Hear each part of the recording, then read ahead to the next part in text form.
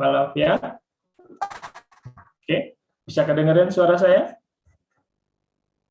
Adik-adik bisa kedengaran suara saya dengan baik, jelas? Bisa, Pak. Oke. Bisa, Pak.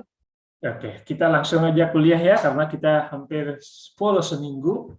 Oke, digunakan untuk persiapan ujian, jadi kuliah sama sekali tidak ada. Padahal waktu sama bahan masih cukup banyak. Oke, saya langsung saja menuju kuliah yang berikutnya. Oke, saya share dulu materinya.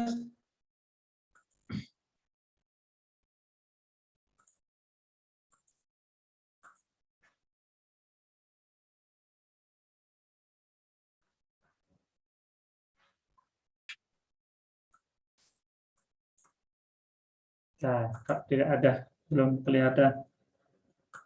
Saya share dulu materinya.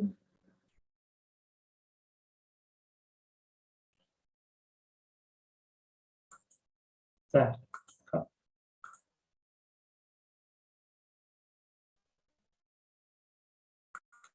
video saya matikan. Kemudian, oke, slide-nya.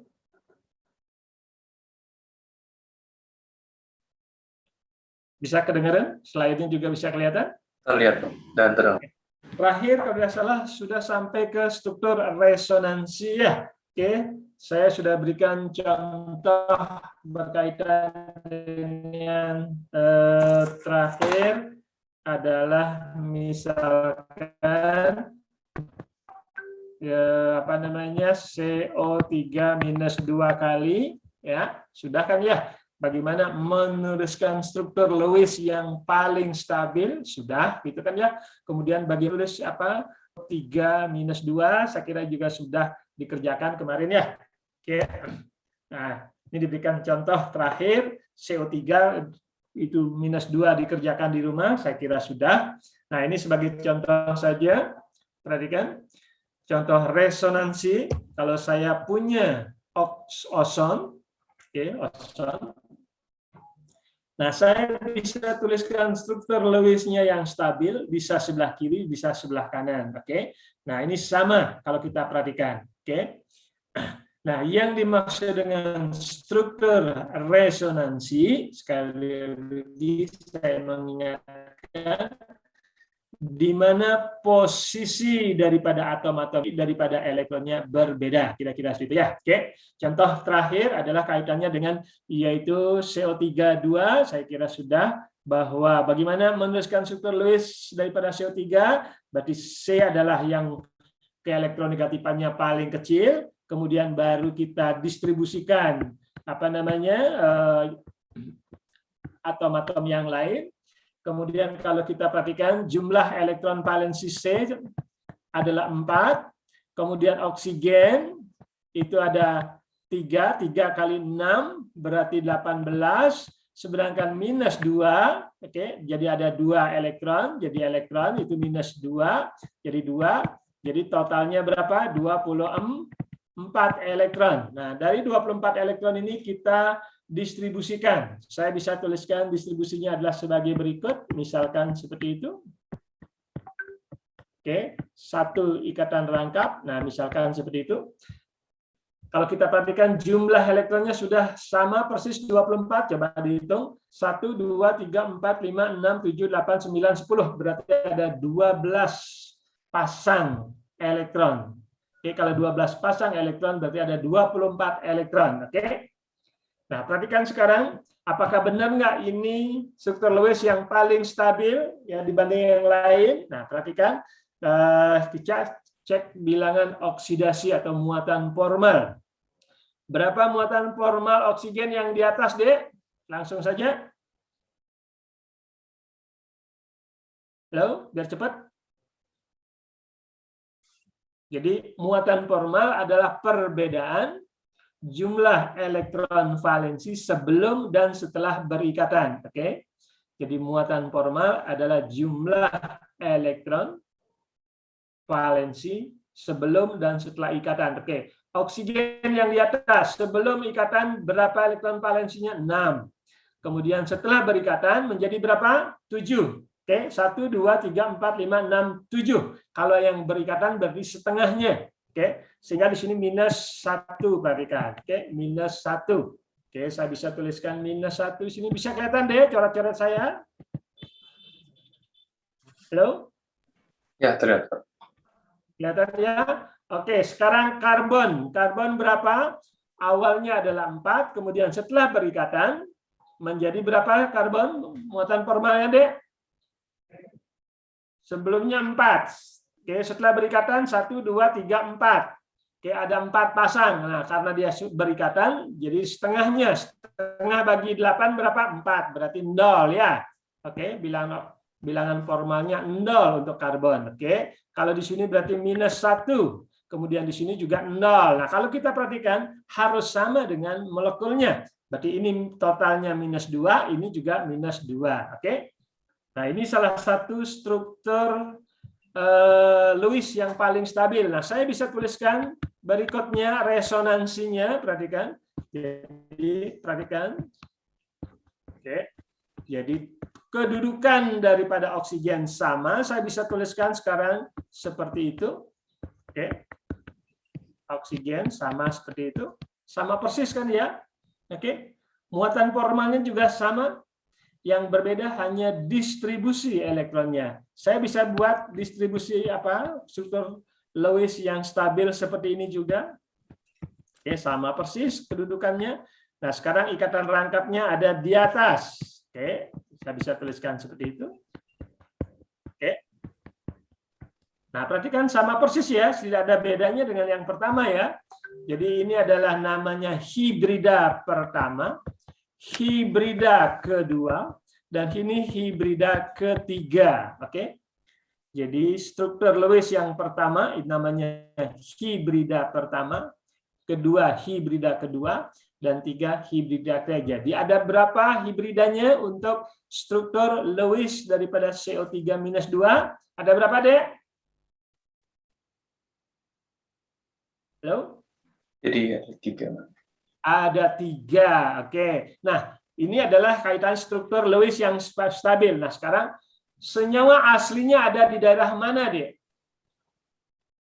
Senyawa asli. Kalau ini kan berdasarkan distribusi resonansinya. Oke. Lewis yang paling stabil. Nah, sekarang struktur atau molekul yang sebenarnya ada di daerah mana? Berarti ada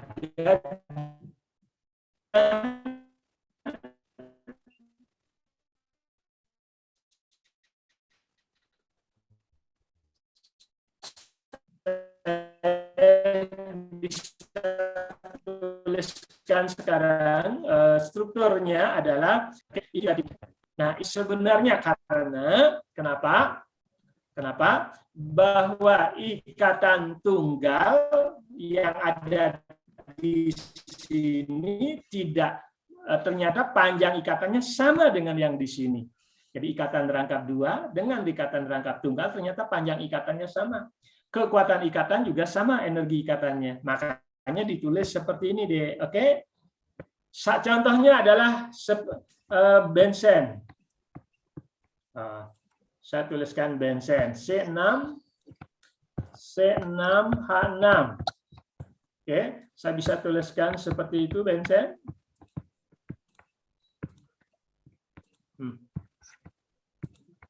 Oke, ya perhatikan deh bensen. Guys, hey, so what do you think? About what? What? Sitting? Okay, I'll give you a hand. Eyes. No. Your eyes. No. Chandler's eyes. I got glasses. You always had glasses. Nah, bensen seperti ini. Oke. Nah, ini juga namanya resonansi. Oke. Nah, ini adalah senyawa yang sebenarnya biasanya sering ditulis seperti titik ini dengan yang seperti ini. Perhatikan deh. Yang tadinya ini adalah ikatan rangkap. Nah, ini ikatan rangkapnya. Oke deh, bisa kelihatan deh coret-coret saya?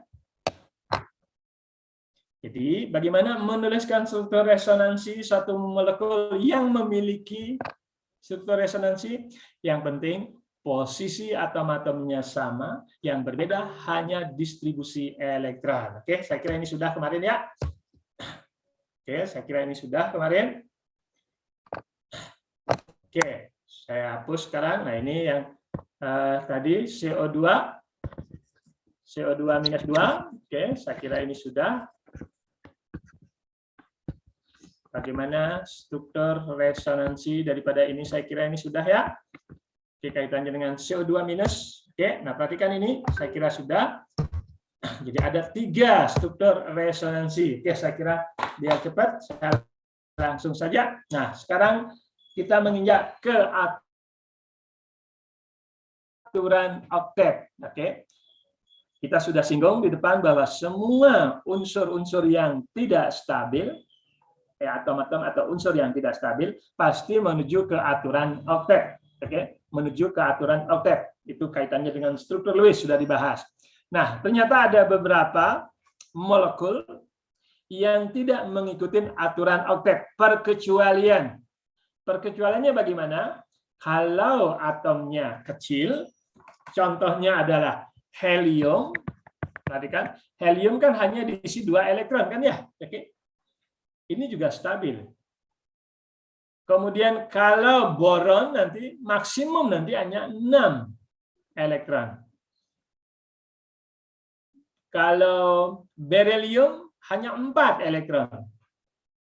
Namun kalau sulfur bisa 10, bisa 12. Nah, itu perkecualian dari aturan oktet. Oke, coba kita lihat. Beryllium hidrida, oke. Nah, kalau perhatikan ini bukan beryllium hidrida namanya ya, oke. Ini karena berikatan kovalen, bukan ikatan ion, perhatikan. Oke. Ikatan kovalen, kenapa? Karena perbedaan keelektronegatifan antara Be dengan hidrogen tidak atau kurang ya, oke, tidak sama atau kurang dari 2, makanya bukan ikatan ion, jadi ikatan kovalen. Nah, perhatikan di sini. Kalau saya tuliskan struktur Lewis daripada BeH2, perhatikan, maka saya bisa tuliskan sebagai berikut. Nah, kalau kita perhatikan jumlah elektron total atom pusat B hanya 4, benar ya? Hanya 4. Oke, hidrogen hanya 2. Oke. Nah, perhatikan. Jadi tidak 8. Oke, ini perkecualian dari aturan oktet. Perhatikan. Oke.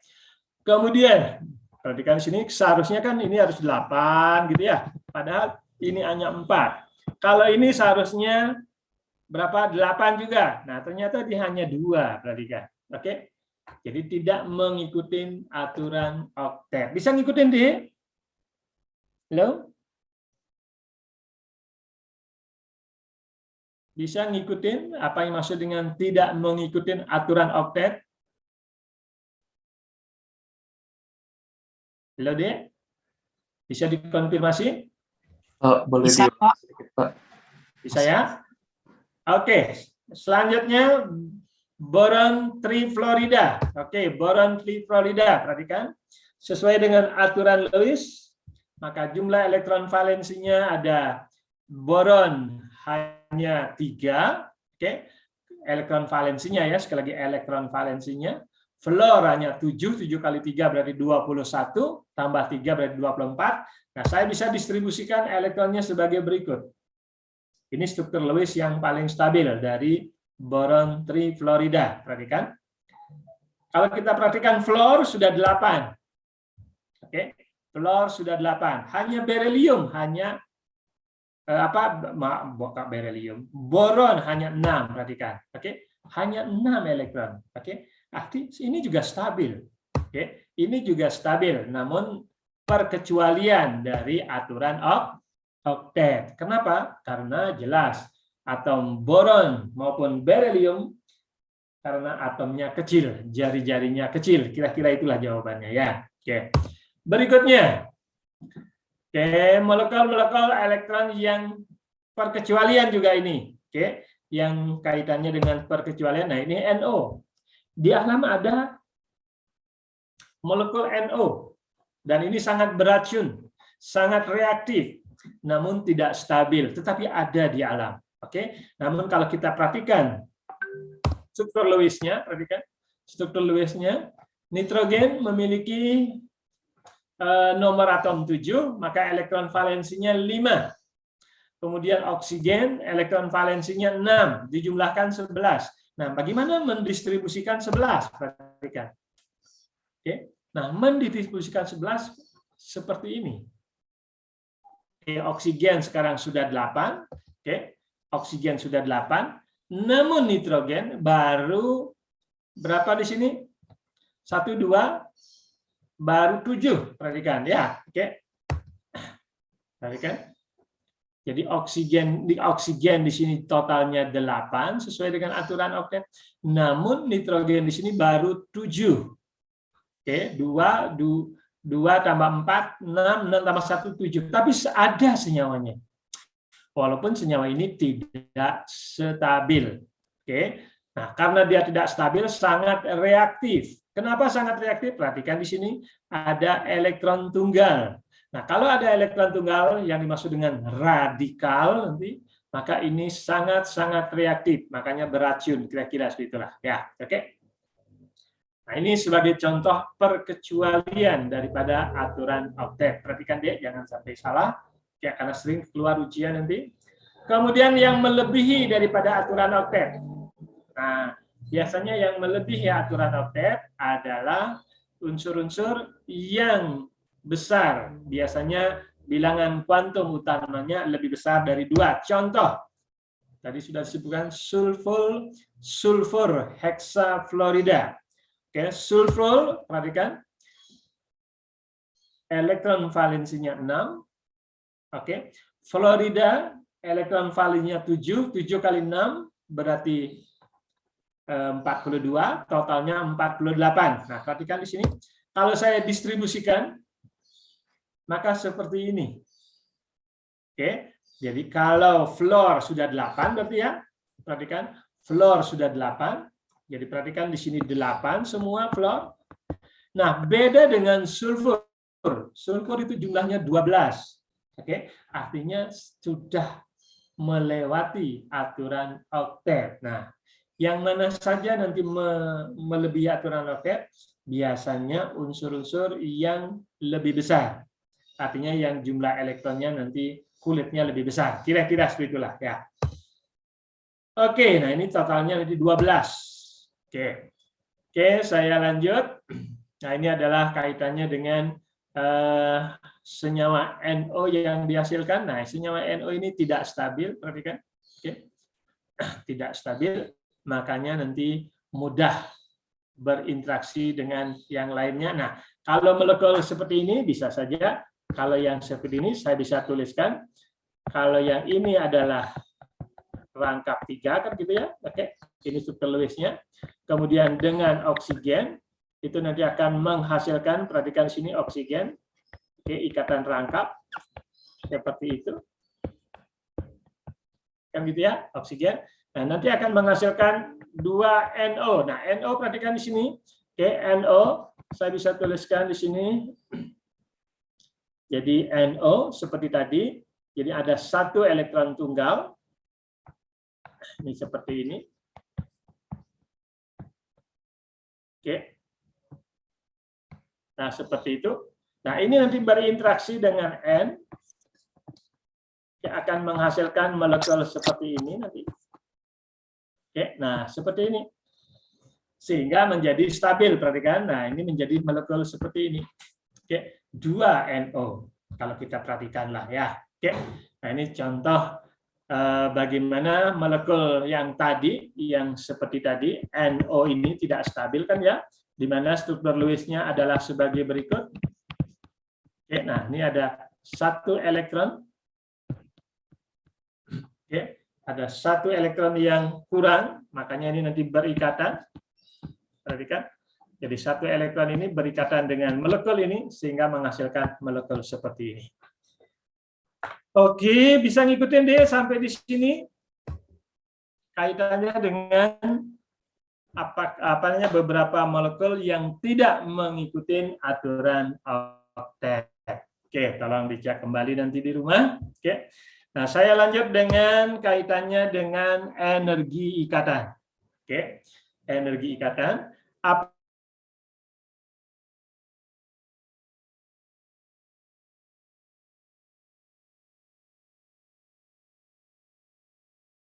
Ke gas. Entalpi atau energi ikatan adalah perubahan entalpi yang menyertai dari molekul dalam senyawa gas. Jadi molekul Recording stopped. Recording in progress. Kelihatannya ininya mati. Saya ini lagi. Bisa kelihatan lagi deh? Bisa, Pak.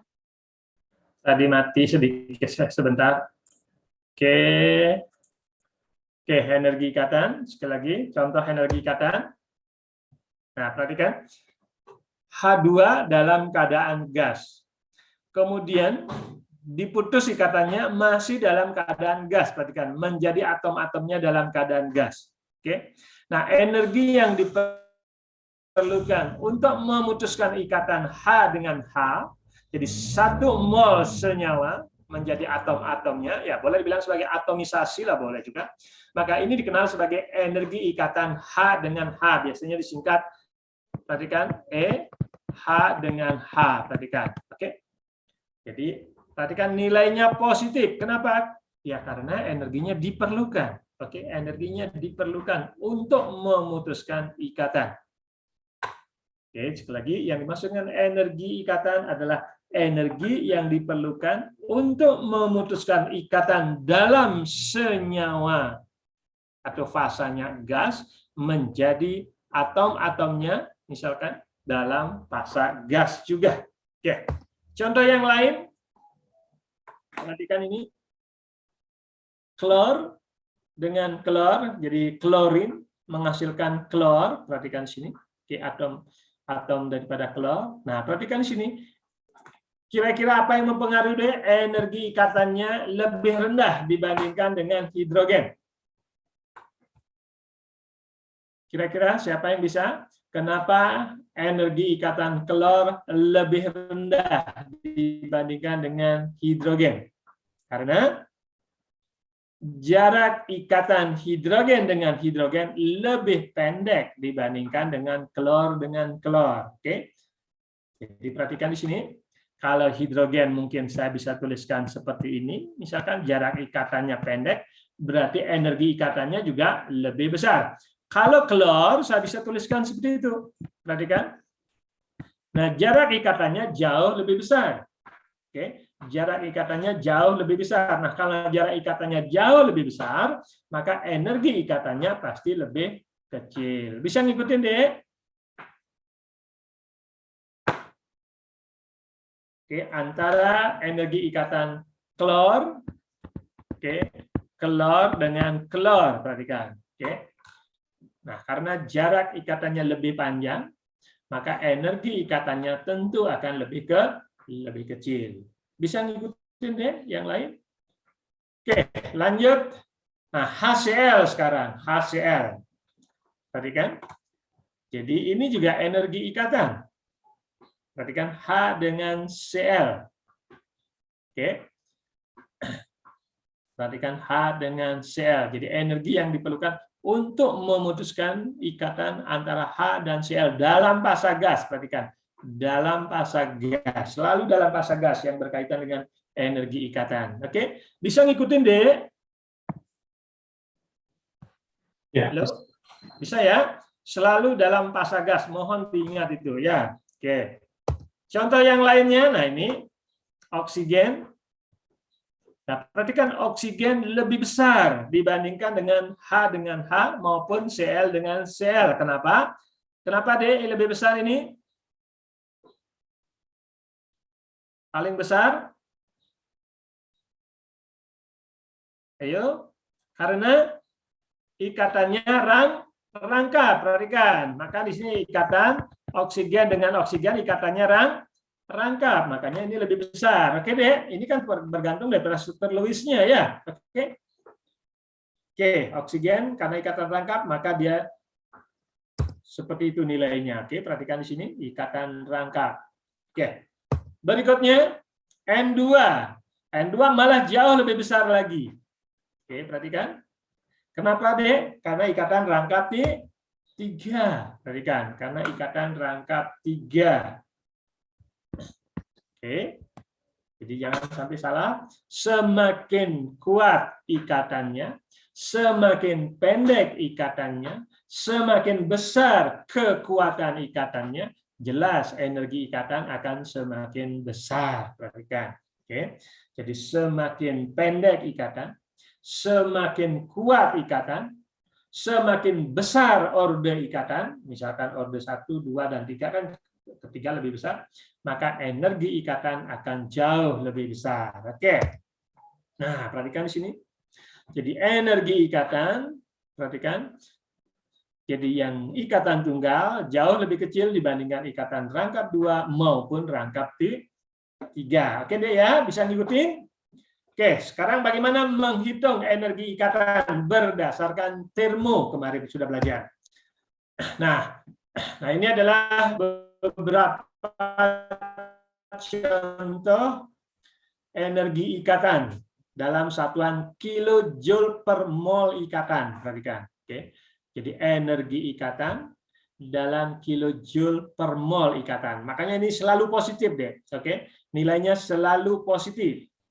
Perhatikan di sini yang merah, oke, yang warna merah, HF, HCl, HBr, dan HI. Perhatikan di sini. Oke. Kenapa? Semakin ke bawah semakin kecil.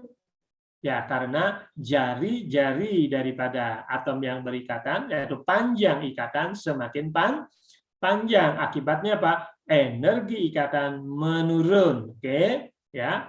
Tolong dicek kembali. Oke, biar nggak masalah. Oke, rata-rata. Sekali lagi kaitannya dengan perbandingan antara asam fluorida, dan sebagainya, karena jarak ikatan semakin panjang. Oke, jangan sampai salah. Nah, kalau yang ini bagaimana? Kalau kita perhatikan di sini, dari Cl, Br, dan sebagainya semakin besar, malah semakin kecil. Oke, sudah pastikan ya. Oke, namun fluor di sini paling kecil dibandingkan dengan Cl. Kira-kira kenapa? Kalau Cl sampai ke I2, ya jelas karena kaitannya dengan jarak ikatan. Oke. Namun fluor ternyata lebih kecil dibandingkan dengan Cl. Kira-kira kenapa? Nah, perhatikan di sini karena sama-sama elektronegatif di sini. Perhatikan, sama-sama elektronegatif, dan ini jaraknya sudah boleh bilang ada tolakan lah, kira-kira seperti itulah ya. Oke, dibanding dengan Cl dengan Cl. Akibatnya apa? Fluor di sini, fluorin maksudnya, energi ikatannya lebih kecil sedikit dibandingkan dengan ini ya. Nanti ada kaitannya dengan apa namanya? Ikatan hidrogen lah, ada hubungannya nanti kira-kira seperti itulah ya. Oke. Oke, nah sekarang bagaimana berkaitan dengan menghitung, nah, kaitannya dengan atom yang tidak sama. Oke, perhatikan, energi ikatan rata-rata untuk molekul poliatomik, artinya yang lebih dari 2. Oke, bagaimana menghitungnya? Nah, ikatan ini, perhatikan, putus menjadi H dan OH. Nah, energi yang diperlukan adalah segini. Kemudian OH, nah OH kemudian menjadi H dengan A, nah ternyata energinya lebih kecil.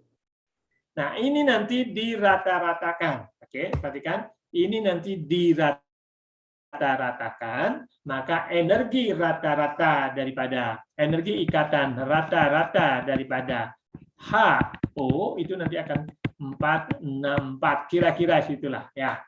Jadi energi ikatan rata-rata H dengan O, oke, yaitu kira-kira 464 kilojoule. Nah, ini makanya tidak tidak real ya, maka digunakan sini energi ikatan rata-rata. Nah, nanti kalau kita menghitung entalpi reaksi berdasarkan energi ikatan biasanya tidak tepat atau tidak valid lah ya, ada sedikit perbedaan dibandingkan dengan realnya. Oke. Nah, contoh misalkan saya punya CH4 kemudian berubah menjadi CH3 dan H. Oke, perhatikan ini, anggap aja E1. Kemudian CH3 berubah menjadi CH2 plus H, anggap aja ini E2. CH2 berubah menjadi CH plus H. Oke, semua dalam keadaan gas ya. Misalkan ini CH, kemudian berubah menjadi C dan H. Oke, ini adalah CH4. Oke, realnya apakah besarnya sama nggak E1, E2, E3, dan E4? Kira-kira bagaimana deh realnya? Halo?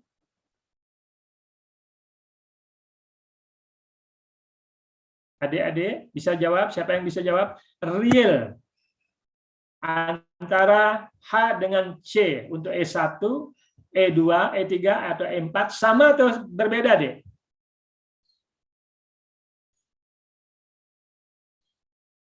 Halo?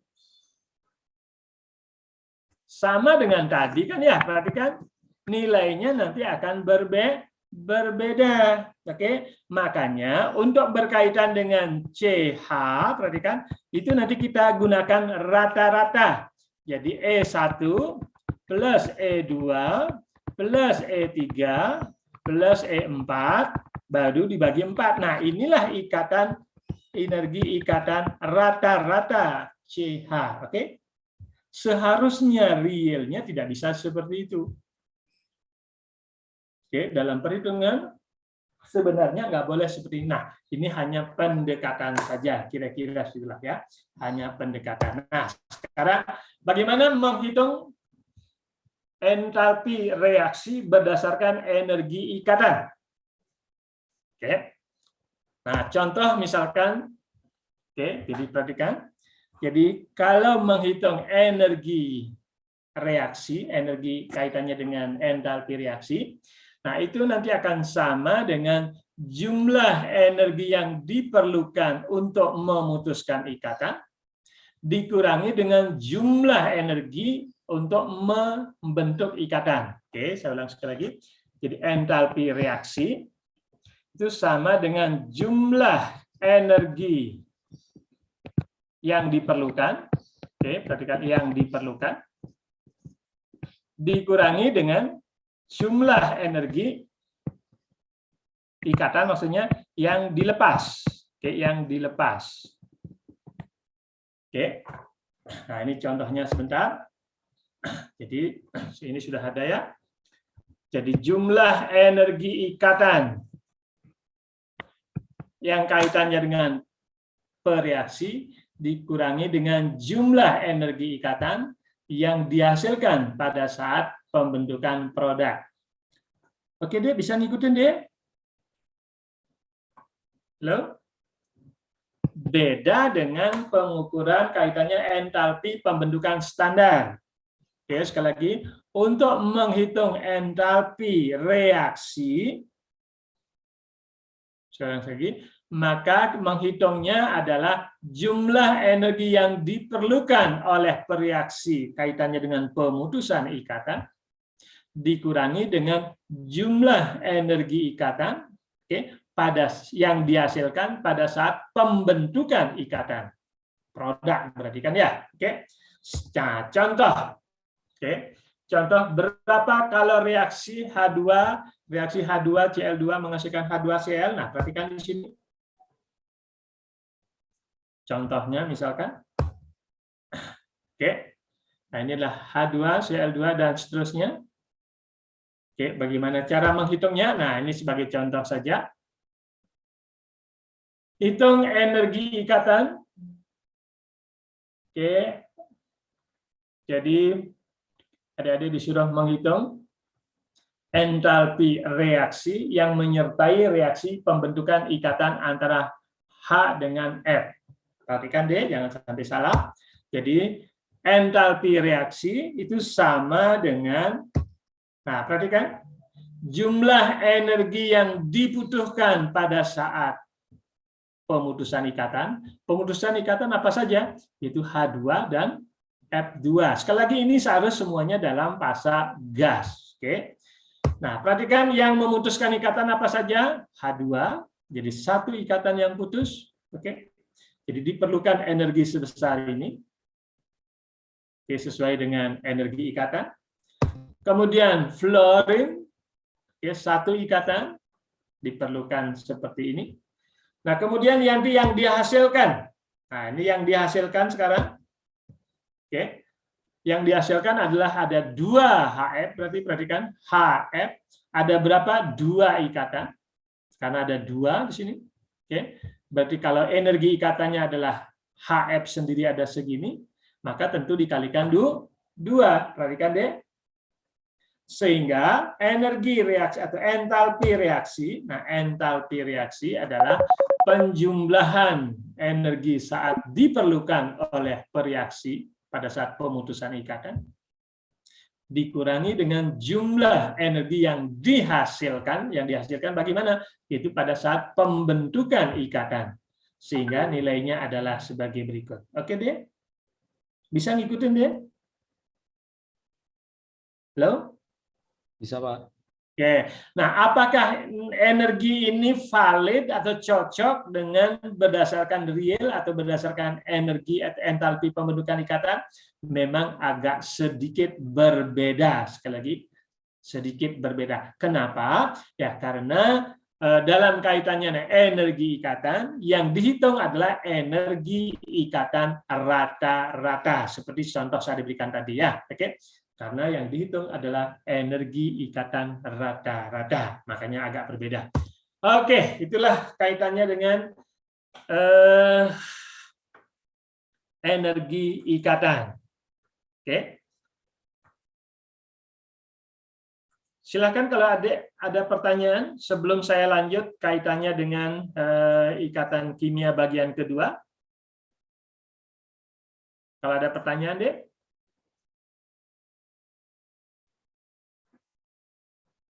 Oke. Izin bertanya, Pak. Silahkan. Oke. Kalau energi ikatan itu berarti selalu positif ya, Pak?